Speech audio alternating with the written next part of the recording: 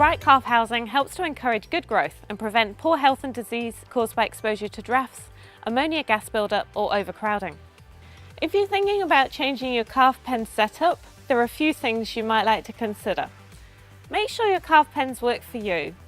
Your calf pens don't have to be perfect, but they do need to be set up so that they work for you.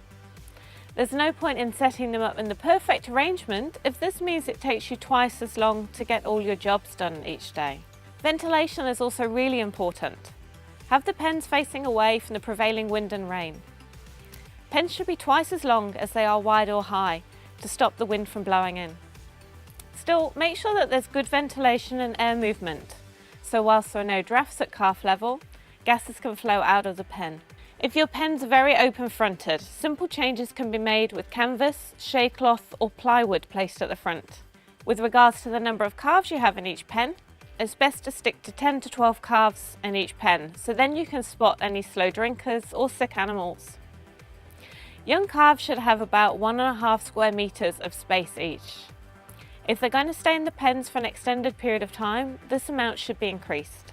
Try to avoid moving calves from pen to pen, as this will help control the spread of any disease. Set up each of your pens with calves of the same age and then move on to filling the next pen. Once your pens are set up, other time-saving ideas can be included, like having milk, feed and water close to the gates, so that it's easy to get things in and out, and clean the containers regularly.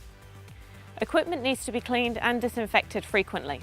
When your calves come in, allocate their pen and leave them there, working on an all-in and all-out basis.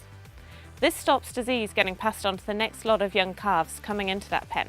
Whether calves or groups need to be identified, look at using colour spray, Velcro collars or markers on the outside of the pens for the whole group.